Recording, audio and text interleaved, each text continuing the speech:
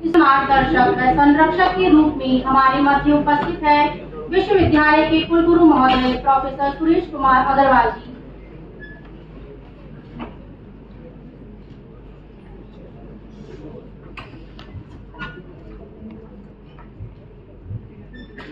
मंच पर विराजमान श्रेष्ठतम व्यक्तित्व माननीय यशवंत सिंह जी खत्री, माननीय विधायक और हमारे प्रबंध मंडल के सदस्य डॉक्टर दादाराम जी सहरवाल, विश्वविद्यालय के कुल सचिव, इस पूरे कार्यक्रम का जिन पर दारोमदार था ऐसे शिव प्रसाद जी, सभी शिक्षक साथीगण, विश्वविद्यालय के कर्मचारीगण, अधिकारीगण और विद्यार्थीगण, मीडिया कर्मी और आप सब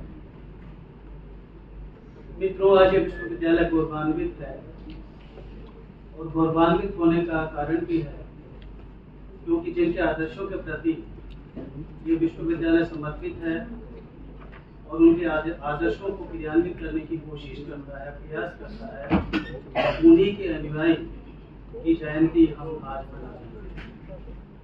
और वो भी एक ऐसी शख्सियत के बीच में जिन्होंने अपने आप को हमेशा समाज सेवा के लिए समर्पित कर दिया। मैं पुनः मंच को सादर नमन करता हूँ और आप सबको अम्बेडकर जयंती की शुभकामनाएं।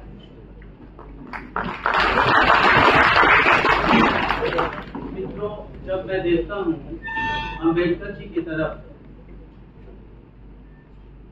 भाई साहब ने इस विषय को बहुत अच्छे से रखा है और जैसा कि एमएलए साहब कह रहे थे कि भाई साहब के बोलने के बाद कुछ बच नहीं जाता है, लेकिन अध्यक्ष के नाते मुझे अपना दायित्व पूरा करना है, इसलिए दो बातें अवश्य कहूंगा और वैसी बातें जो आपको अपील भी करेंगी। और अपील इन द सेंस,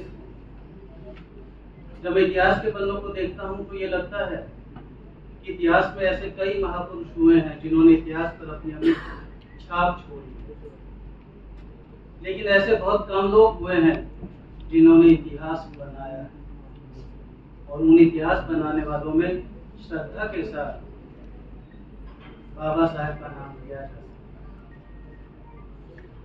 मित्रों, जब हम उनकी जीवनी की तरफ देखते हैं, पूरा जीवन संग्राम देखते हैं, तो लगता है वो संत नहीं थे, वो ऋषि थे।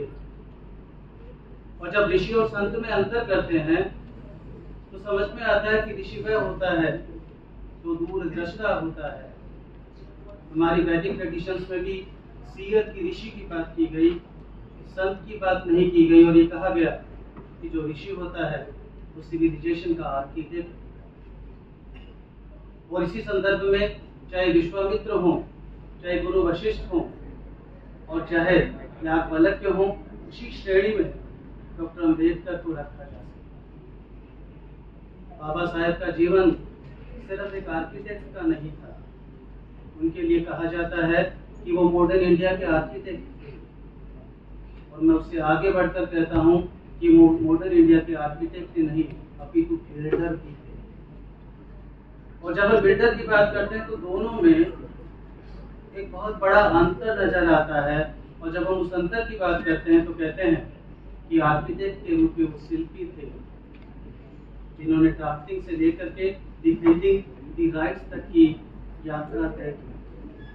लेकिन जब हम बिल्डर की बात करते हैं तो देखते हैं कि उन योजनाओं को किस तरह से क्रियान्वित किया, अपने ऊपर किस तरह से उन चीजों को लागू किया जिससे कि वो चीजें धरातल पर सही मायने में। इसलिए जब भाई साहब बात कर रहे थे समता से सामर्थ्य की, तो डॉक्टर अम्बेडकर से अच्छा एग्जाम्पल उसका कोई हो नहीं सकता। उन्होंने स्वयं इस बात को अपने ऊपर लागू किया और जैसा कि कन्वीनर कह रही थी कि मैं बदला नहीं लूंगा, बल्कि इस बदला इस रूप में लूंगा कि समाज में बदलाव ला करके बदला। और उन्होंने इसके लिए अपना संपूर्ण जीवन समर्पित कर दिया, चाहे वो अध्ययन अध्यापन हो, चाहे दूसरी चीजें हो। 2 पीएचडी की डिग्री प्राप्त की, एक कोलंबिया से और दूसरी स्कूल ऑफ इकोनॉमिक्स से। और समता से सामर्थ्य के लिए उन्होंने एक रिसर्च का आधार बनाया कि मेरी रिसर्च यूजलेस नहीं हो सकती, रिसर्च क्यों की जानी चाहिए, उन्होंने सबको बताया। और ये हमारे जो शोधार्थी हैं, हमारे जो शिक्षक बंधु हैं, जो विद्यार्थी हैं, उनको भी सीख लेने की आवश्यकता है। उन्होंने कहा researches must be carried out for the sake of social utility number 1 and number 2 for the sake of policy implications. देखिए उनके दो पीएचडी की सबसे बड़ी पीएचडी उनकी दी रूपी वाली थी कि प्रॉब्लम ऑफ रूपी, और पूरा का पूरा कितना बड़ा आधार बनी वो भारत की सारी समस्याओं का, भारत का आर्थिक ताना बाना उसी थीसिस पर चुका। चाहे वो फिर आरबीआई की संरचना हो, चाहे फाइनेंस कमीशन की संरचना हो, या फिर और कोई चीज हो, सबका आधार बाबा साहब की भक्त नीति है, जिसकी चर्चा हम अक्सर नहीं करते।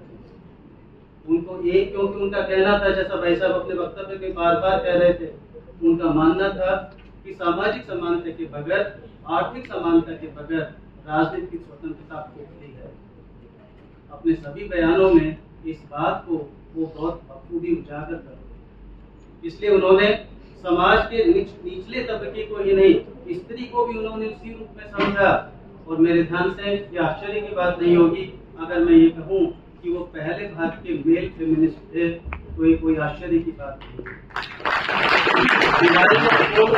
किताब लिखी, कानून मंत्री के रूप में जब हिंदू कोड बिल पास नहीं किया जा सका जिसको वो चाहते थे, तो कानून मंत्री के रूप में इस्तीफा दे दिया, क्योंकि वो समानता के पक्षधर था। और इसीलिए एक ऋषि की यात्रा, जब ऋषि अपने कर्तव्य में विफल होता है तो उसको विरोध करने का अधिकार होता है।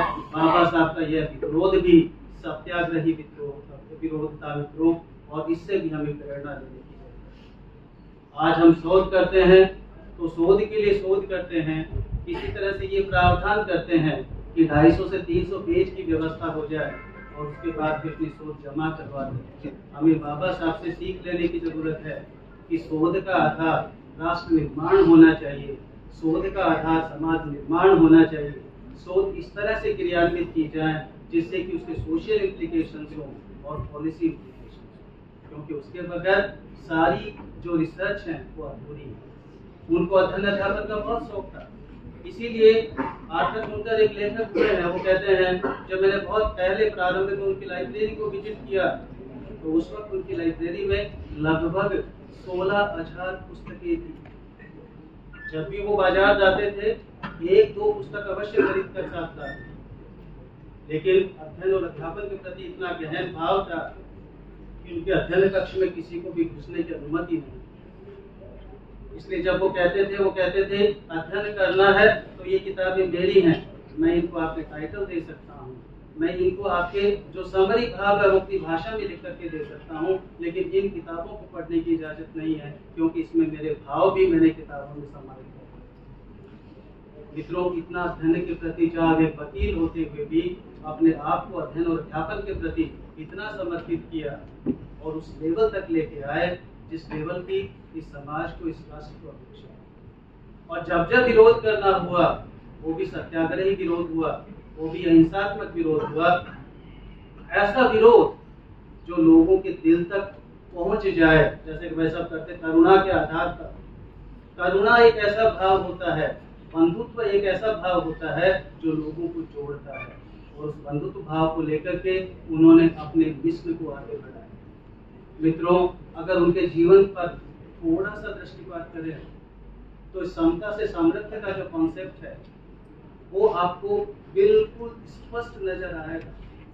जब उनका स्वास्थ्य बिल्कुल काम नहीं करने लगा, बिल्कुल स्वस्थ नहीं रहे, और जब सविता जी उनकी लाइफ में आई तो सविता जी को भी उन्होंने कहा कि मैं समाज के लिए कुछ करना चाहता हूँ, और वो समाज की उनके प्रति उन्होंने कहा मैंने कुछ किया है लेकिन संतुष्ट नहीं हूँ।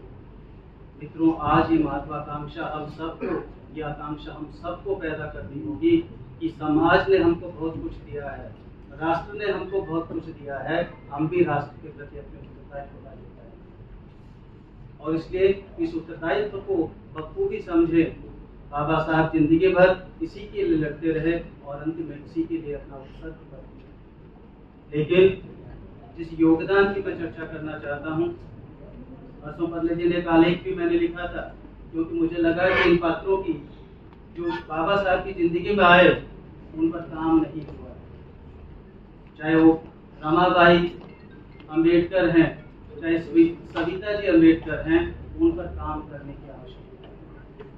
वो इसलिए मैं सभी शोधार्थियों से, समाजशास्त्र के विद्यार्थियों से, पॉलिटिकल साइंस के विद्यार्थियों से, हिस्ट्री के विद्यार्थियों से, और मैं कहूँगा कि उनके अध्ययन को वेदों के माध्यम से आगे बढ़ाने के लिए आप सब आगे आए। शोधपीठ के माध्यम से हमने कई तरह की रिसर्च योजनाओं को क्रियान्वित करने की भी योजना बनाई है, उनके साथ भी जुड़े, जिससे कि बाबा साहब के विचार को एक मूर्त रूप दिया जा सके। बहुत समय हो चुका है, क्योंकि बाबा साहब एक व्यक्ति नहीं थे, वो एक स्कूल थे, विचारों की स्कूल। इसलिए उन पर जितना किताबों का लेखन उन्होंने किया है, जितनी किताबों को उन्होंने पढ़ा है, वो अनन्य है, और इसलिए उन पर घंटों तक वृतांत दिया जा सकता है। और चूंकि भाई साहब जैसा MLA साहब कह रहे थे, भाई साहब के बोलने के बाद और इतनी विशुद्धतापूर्ण और इतनी सरलता से, इतने उदाहरणों के माध्यम से चीजों को समझने के बाद बहुत कुछ शेष नहीं बचता है।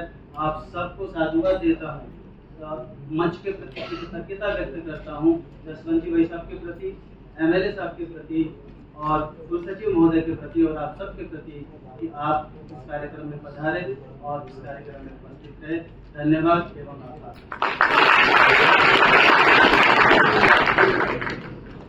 धन्यवाद श्रीमान, आपकी